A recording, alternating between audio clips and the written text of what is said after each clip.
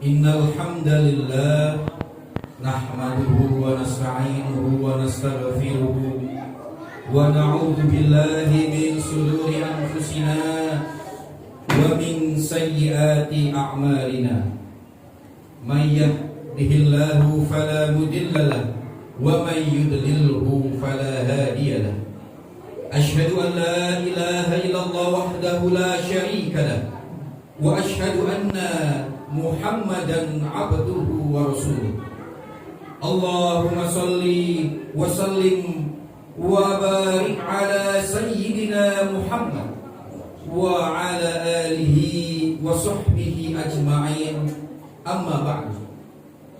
Faya ayyuhal muslimun, fi hadhil munasabati al-badi'ah usikum wa iyaya nafsi bitaqwallah wa ta'atihi, haitsu qala Allah ta'ala ya ayyuhalladzina amanu ittaqullaha wa qulu qawlan sadida yuslih lakum a'malakum wa yaghfir lakum dhunubakum wa may yuti'illaha wa rasulahu faqad faza fawzan 'azima.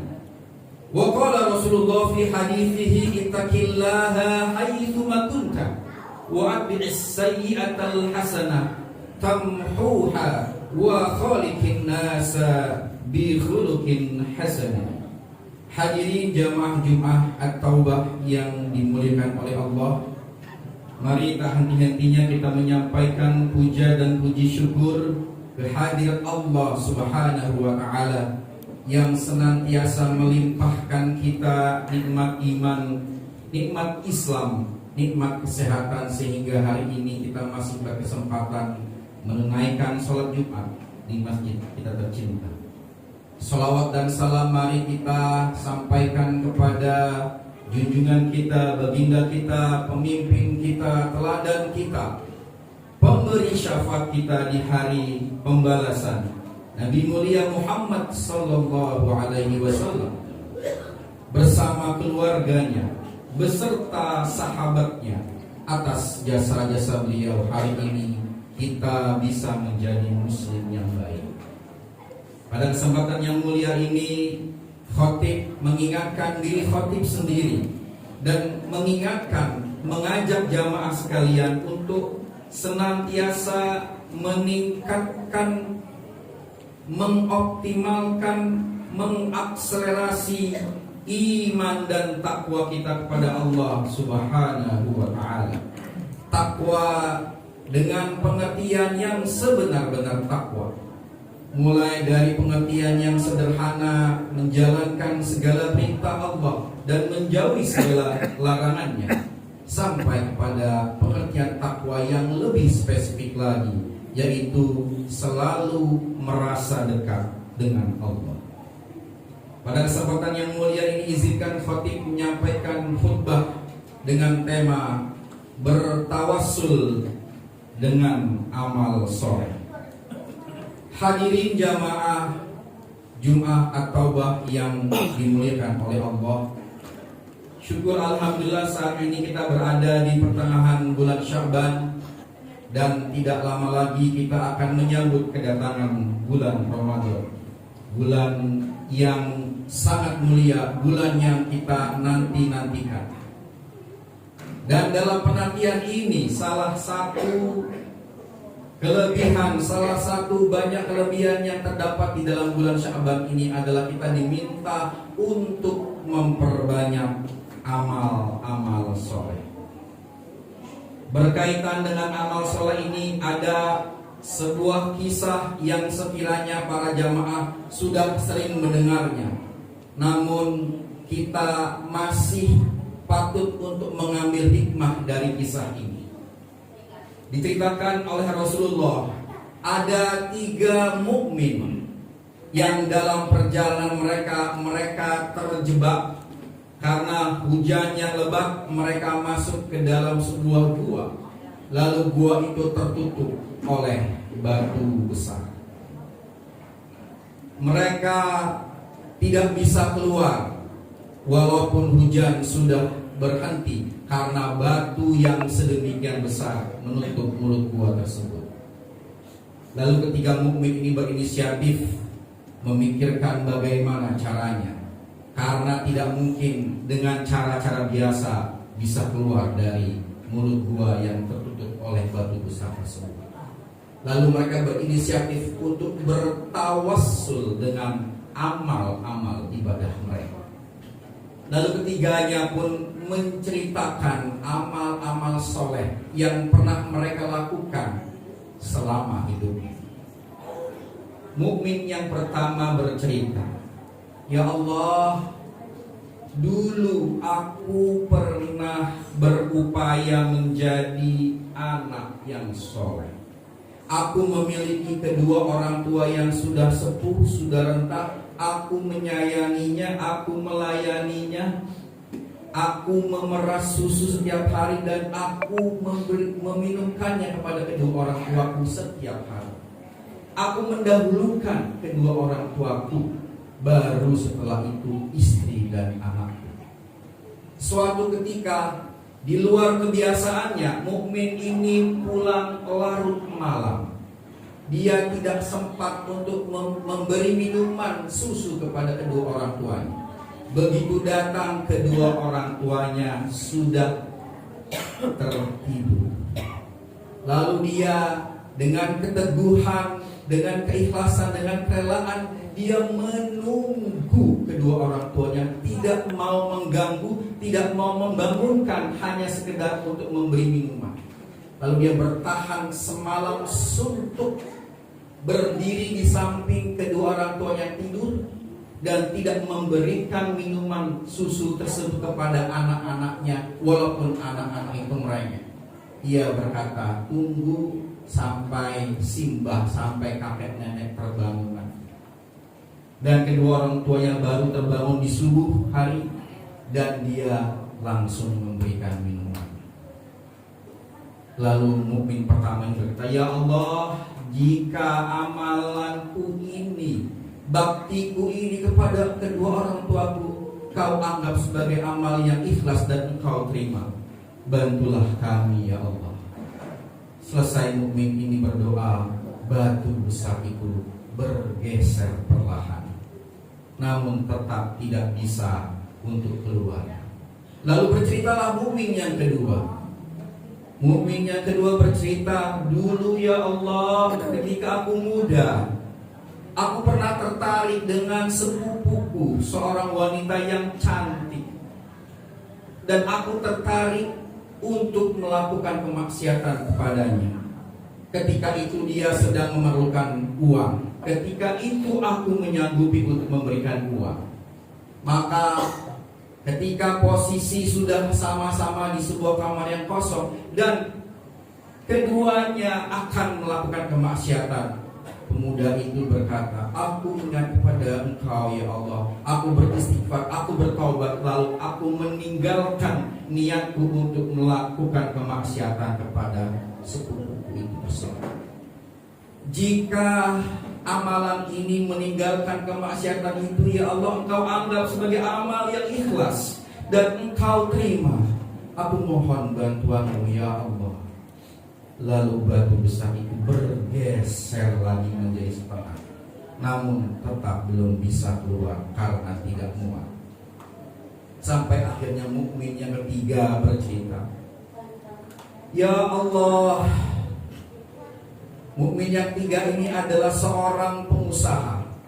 Suatu ketika di hari penggajian seperti biasa, dia memberikan ujroh, memberikan fee, memberikan salary kepada seluruh pegawainya, kecuali satu pegawainya yang absen, tidak hadir tanpa ada kabar.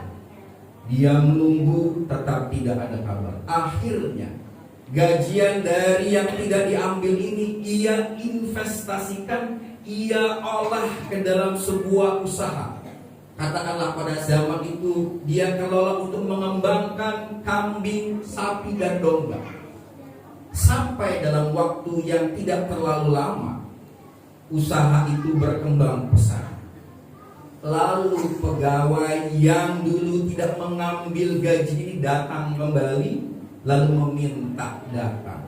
Wahai tuanku, mohon maaf tempo hari aku tidak bisa mengambil gaji karena ada uzur, dan hari ini jika diperkenankan aku boleh meminta hakku. Lalu mukmin yang ketiga ini berkata, silakan kau keluar rumah dan lihatlah sapi-sapi, kambing-kambing yang di sebelah rumahku ini. Itu adalah milikmu semua. Pegawai ini tidak percaya. Aku tidak percaya. Bagaimana mungkin, wahai tuanku? Iya, itu adalah hasil dari uang gaji yang tidak sempat engkau ambil. Ambillah, ini adalah bagian dari hakmu. Lalu mukmin yang tiga ini berkata, ya Allah, jika apa yang aku lakukan dengan mengelola gaji yang tidak diambil oleh karyawanku itu dianggap sebagai amalan yang ikhlas dan layak engkau terima, maka bantulah kami di dalam gua ini. Lalu batu besar itu bergeser habis sampai jatuh, sehingga ketiganya bisa keluar dari gua dengan selamat sentosa tanpa kekurangan suatu apapun. Hadirin jamaah Jumat Taubah yang dimuliakan oleh Allah, betapa berharga pelajaran dari kisah nyata yang disampaikan oleh Rasulullah ini. Pembelajarannya adalah kita bisa bertawassul, kita bisa menjadikan kendaraan dari amal-amal soleh yang pernah kita lakukan sebagai penebus, sebagai mahar dari kesulitan-kesulitan yang sedang kita hadapi. Maka berita gembira dari kisah ini adalah jika kita hari ini sedang berada dalam kesulitan, dalam kesusahan, kesulitan dalam bentuk apapun, entah itu ekonomi, entah itu karir yang tersendat, entah itu karena kita sedang difitnah, entah dalam bentuk apapun, mungkin kisah ini bisa kita jadikan sebuah cara.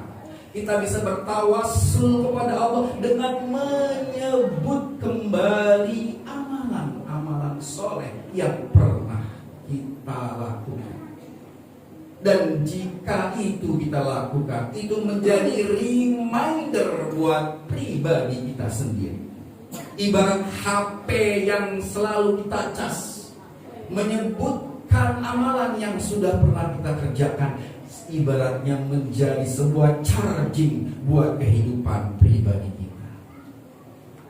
Jika kita telah menghayati ini dan kita terus melakukannya, jika dalam keadaan yang terdesak, bertawasul kepada amal soleh bisa melepaskan kita dari kesulitan-kesulitan. Lalu bagaimana jika beramal soleh itu kita lakukan bukan hanya karena kita sedang kesulitan, tapi kita mengerjakan amal soleh sepenuhnya karena menjadi bagian dari gaya hidup kita setiap hari.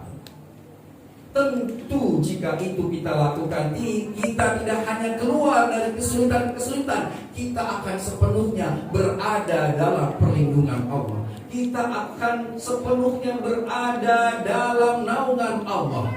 Dan kita akan mencapai kejayaan, kesuksesan dunia dan akhirat.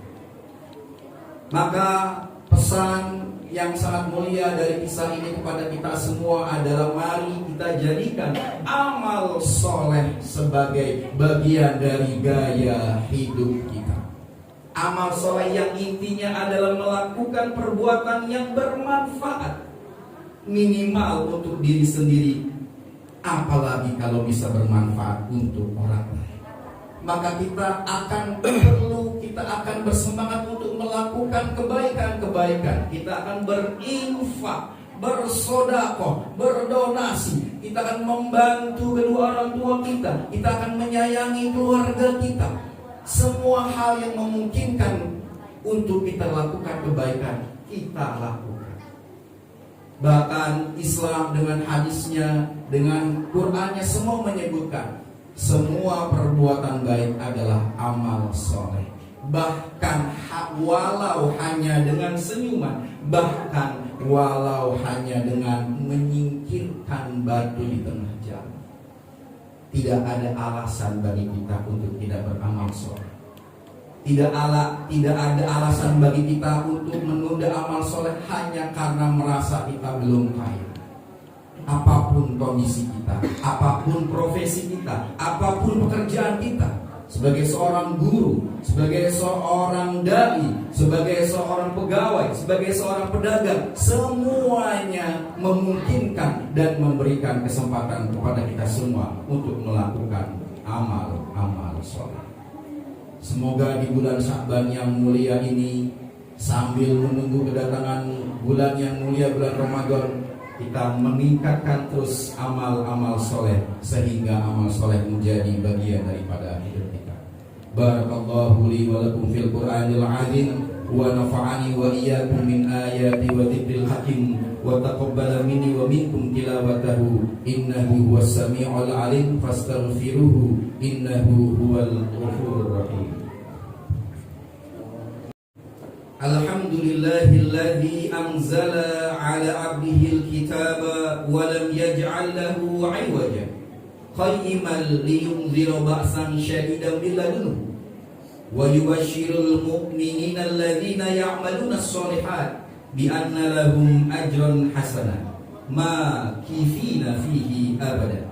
Asyhadu an la ilaha illallah wahdahu la syarika lah ilghaman liman jahada bihi wa kafar, wa asyhadu anna Muhammadan abduhu wa rasuluh sayyidul khalaiqi wal basar.